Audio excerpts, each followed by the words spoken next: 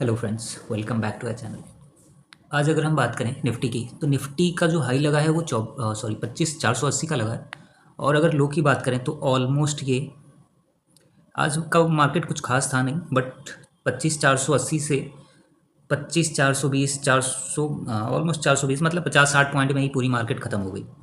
Last session में हमने बताया था कि मार्केट जो है थोड़ी सी डाउन ट्रेंड में दिख रही है, और लास्ट फ्राइडे के दिन ऑलमोस्ट 25,300 के आसपास आई थी, फिर वहाँ से रिकवर करके आज 25,480 भी टच किया था, और उसके बाद से 25,450 25,460 के आसपास क्लोजिंग हो गई है। तो अभी देखते हैं कि आने वाले टाइम में मतलब इस वीक कहाँ तक निफ्टी मोमेंटम कर सकता है। अगर हम डेली टाइम फ्रेम की बात करें तो काफ़ी अच्छा कैंडल बना हुआ है, और अगर हम डेली टाइम फ्रेम की बात करें तो डेली टाइम फ्रेम पे जो कैंडल बना है बहुत ही अच्छा है। इवन इसको रिवर्सल कैंडल भी कहा जाता है, और ये जो कैंडल है काफ़ी अच्छा है। अभी अगर देखें तो आज की जो क्लोजिंग आई है, अगर इसके ऊपर थोड़ी सी भी ऊपर और क्लोजिंग होती, सपोज 25,480 25,500 तक, तो और अच्छा होता। मतलब एक हमें ग्रीन लाइन मतलब ग्रीन सिग्नल मिल जाता कि मार्केट अब यहाँ से एकदम से ऊपर आने वाली है।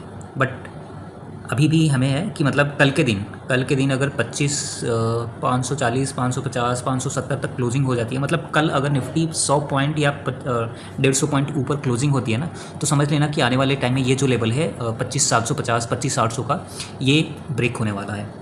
और इसके पहले अगर हम देखें तो यहाँ पे सेम कैंडल बना था।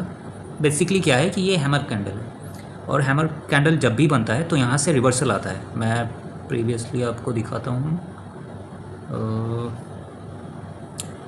खैर छोड़ो, बहुत टाइम वेस्ट होगा। तो बेसिकली हैमर कैंडल जब भी बनता है तो रिवर्सल के चांसेस बढ़ जाते हैं।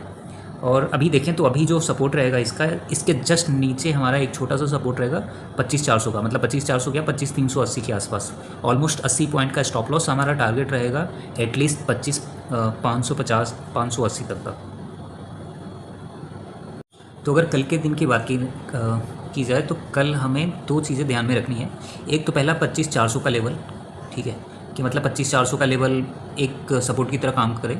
और दूसरा है कि ये जो लेवल है 25,360 से लेके मतलब 350 से लेके 300 का जो रेंज है, ये अपना सेकंड सपोर्ट की तरह काम करेगा। मतलब हमारा फर्स्ट सपोर्ट 25,400 का रहेगा, और सेकंड रहेगा 25,350 से 300 का। ठीक है, बेसिकली ये एक जोन है, तो इसको हम सेकंड सपोर्ट की तरह मार्क करके रखेंगे। अगर हम रेजिस्टेंस की बात करें तो अपना जो 25,560 का लेवल है, 25,560 580, ये लेवल रेजिस्टेंस की तरह काम कर रहा है।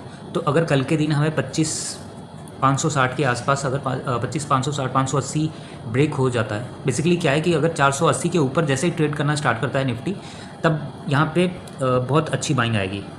और अगर देखो दो सिनेरियो है, पहले तो कि कल एकदम से गैप अप ओपनिंग ना हो, फ्लैट ओपनिंग हो, फ्लैट या फिर गैप अप ओपनिंग भी हो तो 40-50 पॉइंट पॉजिटिव ओपन हो, ठीक है।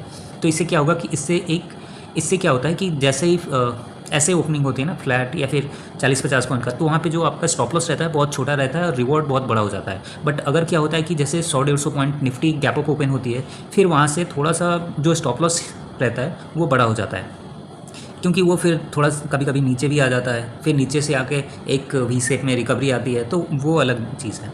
तो उसमें क्या होता है कि आपका स्टॉप लॉस बड़ा हो जाता है और फिर आपको वेट करना पड़ता है। बट जब फ्लैट ओपनिंग होती है और फिर मार्केट अप ट्रेंड में रहता है, तो मार्केट जैसे भागता है वैसे सही रहता है। उसमें क्या होता है कि आपका छोटा सा 10-15 पॉइंट का स्टॉप लॉस रहता है, और टारगेट आपका 60-70-80 पॉइंट तक चला जाता है, इवन 100 पॉइंट तक भी, ठीक है।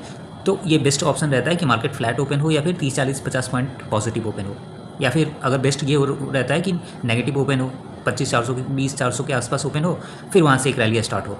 तो ये दो सिनेरियो रहते हैं मतलब बाइंग की साइड। अगर सेलिंग की साइड हम देखें तो कल के दिन अगर 25,400 के नीचे कहीं से भी मिलता है, तो एक छोटा सा स्टॉप लॉस पहले तो वेट करना पड़ेगा कि 25,380 ब्रेक हो। अगर 25,380 ब्रेक हो जाता है, फिर हम सेलिंग की साइड जा सकते हैं 25,300 और फिर 25,200 के लेवल पे। बट मुझे नहीं लगता है कि ऐसा सिनेरियो बन सकता है, क्योंकि अभी देखें तो अभी बाइंग की तरफ ज़्यादा वॉल्यूम्स हैं और काफ़ी अच्छा है, मतलब ऑप्शन चेन भी काफ़ी पॉजिटिव दिख रहा है।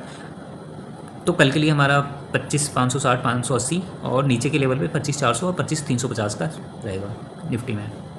बैंक निफ्टी की बात की जाए तो बैंक निफ्टी का जो सपोर्ट है वो अभी भी अपना 56,600 पे है, और जो पहला सपोर्ट है इसका 56,800 का, उसी के आसपास आज क्लोजिंग भी आई है।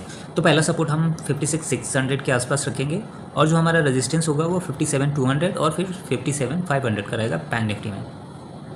अभी अगर हम रिलायंस की बात करें तो रिलायंस में पहला सब जो रेजिस्टेंस था वो 1530 का था, और ये देखें तो ऑलरेडी ब्रेक हो चुका है। आज अगर देखें तो ऑलमोस्ट 1545 के आसपास गया था, फिर वहाँ से 1540 के आसपास क्लोजिंग आई है। इसका जो नियरेस्ट अभी रेजिस्टेंस है वो 1560 से 1580 का है, और जो ऑल टाइम मतलब अपना टारगेट है वो 1600 का है। अगर हम इसके ऑप्शंस की बात करें तो 1520 का जो कॉल ऑप्शन था आज वो 3840 के आसपास था, और उसका जो हाई लगा था वो 44 का लगा था। बट अगर हम अगस्त वाली एक्सपायरी में देखें तो चांसेस हैं कि मतलब हमें एक अच्छी अपॉर्चुनिटी यहाँ पे बाइंग की साइड में दिख रही है, और 1600-1620 तक रिलायंस जा सकता है आने वाले टाइम में। मतलब यहाँ से 80 to 100 पॉइंट का टारगेट लेके हम चल सकते हैं, और हमारा जो स्टॉप लॉस रहेगा वो सिर्फ 1520-1510 के आसपास रख सकते हैं अपना। HDFC बैंक की बात करें तो ये थोड़ा सा डाउन ट्रेंड में दिख रहा है, और अभी इसका जो सपोर्ट है वो 1980 और 1960 का रहेगा कल के लिए। और अगर हम रेजिस्टेंस की बात करें तो 2000 और 2010 का एक रेजिस्टेंस मार्क कर सकते हैं हम कल के लिए।